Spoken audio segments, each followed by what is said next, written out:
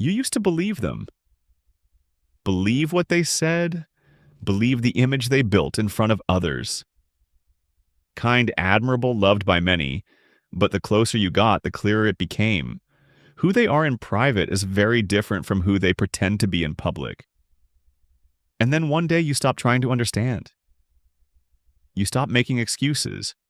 You begin to face the truth.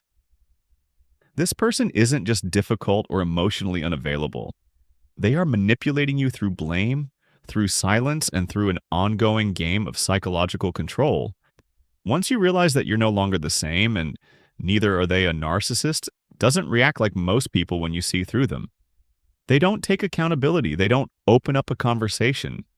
Instead, they'll try to silence you or discredit you before you can say a word. Some go quiet and withdraw. Others launch a smear campaign. So if you ever speak your truth, no one will believe you. In today's video, we'll break down what really happens when a narcissist knows that you know who they truly are and why. From that moment on, they'll never treat you the same again.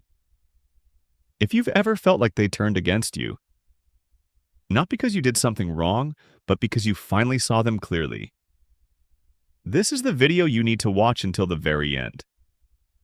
1. The inner panic. Fear of exposure. When a narcissist realizes that you've truly seen them, meaning you've seen beyond the mask they wear, they don't respond like a typical person would. They don't stay calm or take accountability. Instead, what erupts inside them is a silent but intense panic. And this panic isn't about love. It's about the loss of control.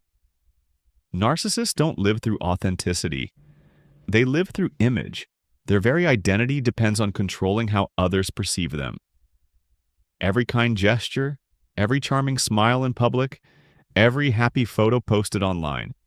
It's not a reflection of their true heart, but a strategy, a carefully curated tool to maintain social credibility and dominance. So when someone close, someone who has shared intimate moments with them, begin to see what's behind the performance. You become their greatest threat. The fear of exposure for a narcissist isn't like the ordinary shame that most people feel. It's existential panic. They don't fear your hatred. They fear that you have the power to shatter the image they've spent years constructing. Because that image is their identity when it cracks, they feel as if they're collapsing with it. What makes it worse is this. They know you could actually do it. Not because you'll necessarily expose them publicly, but because you know too much. You know how they lie. You know when they're real and when they're performing. You've seen the darkness no one else sees. And even a subtle hint from you could make others start to question them. To a narcissist, that is the ultimate humiliation. They can't tolerate doubt. They will do anything to protect the illusion, even if it means destroying you in the process. But this inner panic won't show up as an apology or a desperate plea.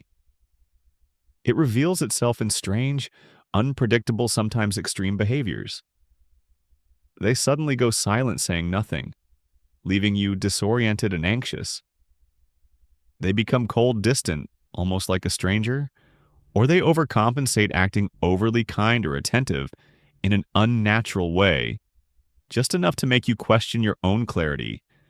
That's when the real battle begins, not between you and them, but between truth and illusion. And they'll do everything in their power to make sure the truth never leaves your lips. That inner panic becomes the catalyst for everything that follows. The smear campaign, the gaslighting, the reverse discard the victim performance. It all starts right here with the fear that you've seen what they've spent their entire life trying to hide. 2. Strengthening the mask. When image becomes their shield after the inner panic triggered by being seen. The narcissist doesn't retreat to reflect. They don't ask themselves why you began to see through them. There's no remorse, no introspection. Instead, they flip the switch on their most familiar defense, reinforcing the mask. They know one fundamental truth in this world. The truth often matters less than what people want to believe. And so they will do whatever it takes to build an image so polished, so consistent, so blindingly perfect, that anyone who dares to question it will look like the one who's unstable. The moment they feel threatened by your clarity, they rush to restore their public image like an artist frantically repainting a scratched canvas. Every social platform, Facebook, Instagram, TikTok, becomes a stage where they perform the role of a kind, wise, generous soul. They post smiling family photos. They write reflective quotes about kindness, gratitude, and personal growth. They share philosophical takes on forgiveness and maturity. They donate to charity. They show up to community events with handshakes, hugs, and curated charm, planting the impression of being a good person in everyone's mind. Not because they've changed, but because they need a shield. A perfectly maintained public identity that can discredit anything you might say before you even say it. And the sad truth is, it often works in a society addicted to appearances where real emotions are replaced by emojis. Where, like substitute for deep understanding, narcissists have mastered not only the art of personal manipulation, but of mass persuasion. You'll hear people defend them. Oh, they seem so kind. They always talk about loving their family. You must have misunderstood. Even when you share your experiences, you're hurt. Your stories, you may find yourself dismissed as bitter dramatic or emotionally unstable. But this defense mechanism isn't just directed at the outside world. It's aimed squarely at you. They want you to doubt what you saw, what you felt, what you know. Because the moment you begin thinking, maybe I'm being too harsh, or maybe they really are changing, or maybe I'm overreacting, you fall silent, and in that silence, they win. Many survivors say the most painful moment wasn't the abuse itself. It was speaking up and being met with disbelief. When they open their wounds, others rush to protect the abuser because they just don't seem like that kind of person. That disbelief is not accidental. It is the direct result of the narcissist's carefully manufactured image. Sometimes they even drag you into their performance. They post old photos of you together, tag you in affectionate posts, or publicly shower you with love, creating the illusion that everything is just fine. Meanwhile, behind closed doors, you're being ignored, dismissed, or manipulated into silence. This, too, is a strategy, a calculated move to confuse you, to disarm you, to isolate you from your own reality. Because the more you doubt your truth, the less likely you are to speak it. And the worst part, you too once believed the mask. You once saw the version of them that everyone else still sees. The charm, the generosity, the warmth. And now, seeing the contrast with your own eyes, you feel the loneliness of truth. But they know you've seen it, and that knowledge terrifies them.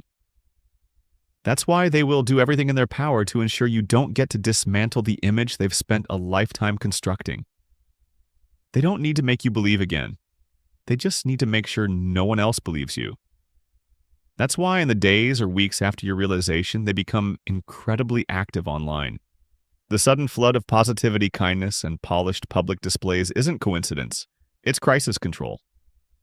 But don't be fooled. Behind the glowing posts is a growing fear that the truth might escape your lips. And to stop that from happening, they will begin the next phase, preemptive attack through character assassination, emotional manipulation, or rewriting the story where you become the villain. But it all starts here, from the moment they realize that someone has finally seen through the mask. 3 preemptive strike smear campaign and psychological warfare. But the mask they hastily patch together after being seen through is never enough to make them feel safe. For a narcissist, the fact that you know is already dangerous. You don't need to speak out or expose them, just the possibility that you might is enough. And to prevent that from happening, they won't wait around. They strike first, not to reconcile, not to seek understanding, but to crush your voice before it ever has a chance to speak. Because if you haven't said anything yet, they still have a chance to control the story. And if they control the story, they control you. This preemptive attack doesn't arrive in the form of shouting. It begins in silence, but it's not the silence of retreat. It's covert warfare. There is no warning. No one tells you that you're being smeared, but you start to feel it. The puzzled looks from people you trusted. The phone calls become fewer. The small talk turns colder and you start to feel uneasy. You wonder what's happening.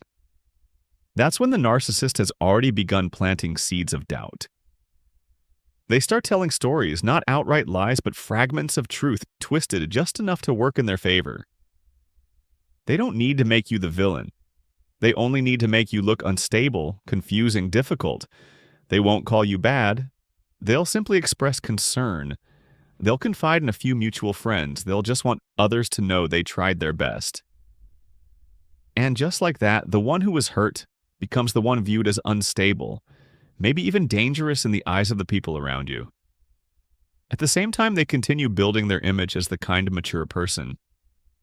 They keep smiling brightly on social media, keep posting inspirational quotes, keep casually checking in with your friends, and if someone asks about you, they'll shrug with a hint of sadness. I don't know how things went so wrong. The performance is so subtle, so believable that if you react emotionally, you end up looking jealous, bitter, or irrational, which only makes their story more convincing. What makes this attack so dangerous is that it doesn't just destroy your image in the eyes of others, it breaks your trust in yourself. When people you once trusted begin pulling away, you begin to question everything. Maybe you were too sensitive, maybe you misunderstood. Maybe it was your fault. Your mind starts to spiral. And once you're lost in doubt, you go silent. And once you go silent, they win. Even more frightening is that many narcissists will continue to act kind and polite to you while sabotaging you behind the scenes. They'll send friendly texts, ask how you're doing, maybe suggest a talk to clear the air, but in reality, they're gathering information or setting up proof that they tried to make peace while you refused. They want you to snap. They want you to lose your temper. They want you to explode so they can go back to the people they've been influencing and say, "See, that's why I couldn't be with this person." And the others will believe them because they've been prepared. This smear campaign is never random. It is calculated, strategic, and often long-lasting. Even after you've walked away, even after you've gone silent, they may continue, because to them, reputation is a matter of survival. They'll smear you for months, even years, if that's what it takes to preserve their perfect mask. You don't even have to do anything threatening. Just the possibility that you could destroy their facade is enough for them to see you as a threat that must be neutralized. And so you find yourself in a kind of social desert. People you once trusted now look at you with doubt. You try to explain, but your words fall flat. No one hears. No one wants to hear because your truth, even if it's real, isn't as polished, isn't as interesting as the poor victim story they've already been told. They got there first, they claim the moral high ground. And you, no matter how honest you are now just the person trying to catch up. And that is the real purpose of this preemptive strike, to wear you down, to break your spirit, to make you choose silence. Because once you no longer have the energy to speak the truth, no longer has a voice. And they, still wearing their flawless mask, get to walk away as if they've done nothing wrong. For reverse discard, when they make you leave after launching a smear campaign, if the narcissist sees that you're still standing still, emotionally grounded, and not backing down, they will shift to a more covert strategy. The reverse discard, to a narcissist openly ending a relationship, admitting fault, or acknowledging that something is broken, is unbearable. Why? Because it means losing control. In their mind, walking away must be their decision, not yours. So instead of clearly saying, "I don't want to be with you anymore," they opt for a quieter exit, one where you're the one who has to leave. It starts with subtle shifts, delayed responses, cold stars, curt tones. They begin to avoid you, treat you like a burden. If you react, they gaslight you. You're too sensitive, or you're always creating problems. They deny your pain, then accuse you of being the problem. When you finally ask what's going on, they give you nothing. Not anger, not apology, just silence, a hollow, indifferent silence that screams, "You're no longer valuable to me." The danger of this tactic is that it makes you feel like you're the one who gave up, like you're the one who walked away, even though the truth is they orchestrated the entire exit. The narcissist wants you to say the final words to be the one who ends it, so they can walk away as the victim. I tried everything. They'll say, I gave them all I had, I really loved them, but they just gave up. And soon after you see them with someone new, that person is now cherished, shown off on social media, placed on a pedestal just like you. Once were in the beginning, but now you're not just the ex. You're the one who hurt them, the one who didn't appreciate love in the new person. They're the rescued soul. Reverse discard is a double-edged strike. It leaves you carrying guilt while questioning your own reality. There were no obvious betrayals, no screaming, no violence, but you still feel torn apart. And the worst part is you can't name the pain because it's wrapped in subtlety and manipulation. That's the narcissist's art form hurting you without leaving fingerprints. You're left silent, uncertain, and afraid of looking irrational if you speak out. They exit your life without apology or closure, and you're left holding the emotional wreckage, wondering if you were ever truly valued at all. 5. The emotional trap, when they return with love bombing to confuse you. After pushing you to the edge through manipulation, smear campaigns, and covert abandonment, the narcissist doesn't necessarily disappear. For them, walking away is not an end. It's a test. They watch from a distance, quietly observing whether you've truly let go or if you're still stuck in confusion, yearning for closure. And if they sense hesitation, if you're still replaying the past, still trying to make sense of what happened, that's when they return. Not to apologize, not to make amends, but to pull you back into the same cycle, using the familiar weapon of love bombing. But this time, love bombing doesn't look like it did in the beginning when everything was new and you were still open to believing. Now it's cloaked in regret, and maybe I was wrong in nostalgic phrases like, I've thought a lot about us. You were the one, I can't find anyone like you. They dig into your fondest memories, resurrecting beautiful moments they themselves destroyed just to make you question your truth. You start to wonder, maybe they've changed. What if I was too harsh? Could we still fix this? That flicker of doubt is all they need to reopen the door. And once again, you fall into the same pattern. Only now the trap is sharper, more calculated, and far more dangerous because this time you've already escaped once, and returning means doubting the part of you that had the courage to leave love bombing at this stage isn't just flowers, sweet texts, or late-night calls. It's a reconstruction of their image, a strategic attempt to regain control. The narcissist doesn't miss you. They miss the power they had over you. They want to know they can still trigger your heart with a glance, a message, or an apology laced with manipulation. And if you say yes, even slightly, they exhale in relief. Not because of love, but because control has been restored. But soon after, you'll see the same disrespect return. The coldness will creep back. The gaslighting resumes. The difference is now, you feel ashamed to tell anyone because this time you were the one who gave them another chance. This is the darkest twist of post-breakup love bombing. It turns you against yourself. You begin to question your emotions, your intuition, even your sanity. You lose trust in your own ability to recognize abuse, and you start to believe you're the problem.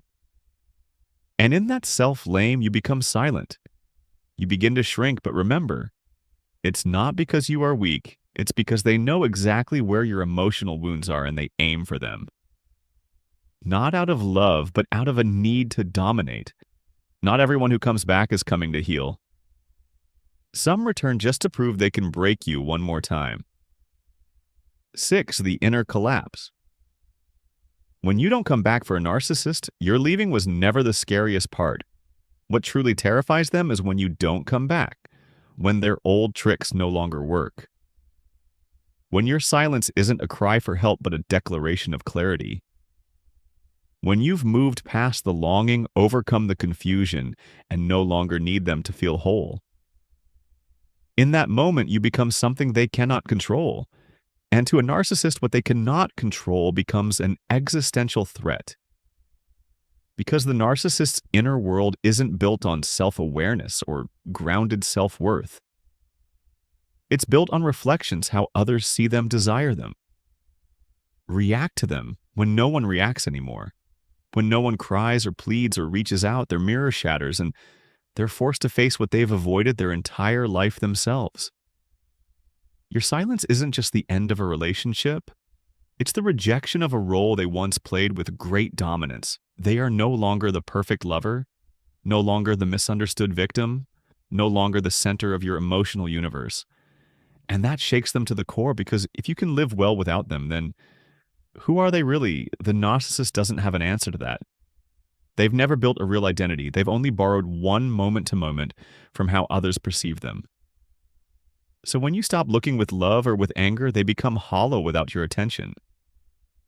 They don't know who to be. Many narcissists will rush to find a new supply, a new relationship, a new admirer, someone easier to control. But deep down, they know it's not so easy to replicate what they had with you, because you were the one who saw them deeply, the one who once loved them. Honestly, the one who forgave, endured, gave endlessly, and then had the courage to walk away. And that is what wounds them, not the loss of you, the loss of their power over you. For them, love was never about mutual connection. It was always about control, cloaked in romantic gestures and grand declarations. When you break free from that control, you become living proof that they are not all-powerful.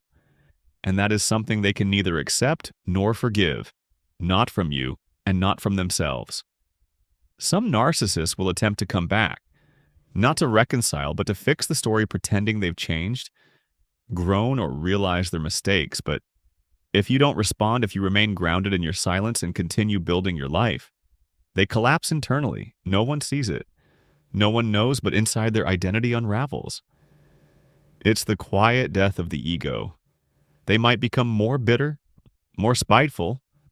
They may start slandering you more, viciously, not because you did anything wrong, but because they can't stand the fact that you've escaped their grip. And in that moment, you are no longer the victim. You are the survivor, the living testimony of a truth they have tried to bury all their lives. That behind the perfect mask lies a deeply insecure, dependent, and chaotic soul. 7. Your recovery and their real fear. True recovery doesn't begin with waking up one morning and realizing you're fine. It begins quietly when you stop checking your phone for their messages, when a memory flashes in your mind and no longer brings tears, when you look in the mirror, not to wonder why wasn't I enough, but to ask, what do I want to live for today? The narcissist always believed you couldn't live without them, that no matter how many times you left, you would eventually return. In their mind, you were dependent. You were weak. You needed them to survive. But what they never expected, and what truly terrifies them, is when you don't come back. Not out of anger, but because you've healed. You don't need revenge. You don't need to prove anything. You just keep living and living well. Every step you take forward is a cut to the narcissistic ego that once thought it was untouchable. Every moment of joy you find outside of them is a quiet but powerful declaration. I no longer belong there, and that is what they cannot stand. Narcissists aren't afraid of your anger. They know how to manipulate anger with blame, avoidance, and victim playing. They aren't afraid of you speaking the truth. They prepare a more convenient version, edited, rehearsed to tell others first, but they do fear one thing, your happy silence, because that silence is no longer a tactic. It's evidence that you're no longer affected, that you've stepped out of their reach, that you've broken free from the emotional hooks they use to keep you tethered. And they know when you no longer feel anything. They no longer hold power. It's also in this phase that you realize the most important truth. You don't need answers from them to let go. You don't need an apology to heal. You don't need validation from anyone to acknowledge that you were hurt. Real recovery begins the moment you validate that truth for yourself. And when you walk away without noise, without explanation, without needing to be right, You're rewriting your story. You're no longer the victim, no longer the one abandoned. You are now the one who chose yourself and them the ones who thought they held. All the power are left with no one to control, no one to blame. And the real fear sets in. They must now face themselves. No mask to hide behind, no relationship to define them, just themselves. Raw, empty, and afraid. That's why your recovery is more than a personal victory. It's something a narcissist never believed you could achieve. Not because you were weak, but because they never imagined a person could be strong enough to walk away from something that once felt like everything.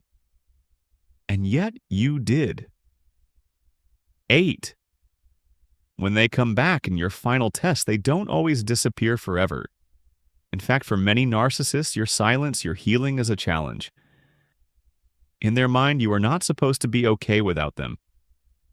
Your peace is the ultimate insult to their ego because it proves something they never wanted to believe: they are no longer important. And then one day they come back, not with a sincere apology, not with real change, but with a vague message, a casual check-in, like on an old post or a text that brings up a sweet memory. They don't return to repair the damage. They return to test the waters to see if you've truly let go, to see if they still have emotional power over you.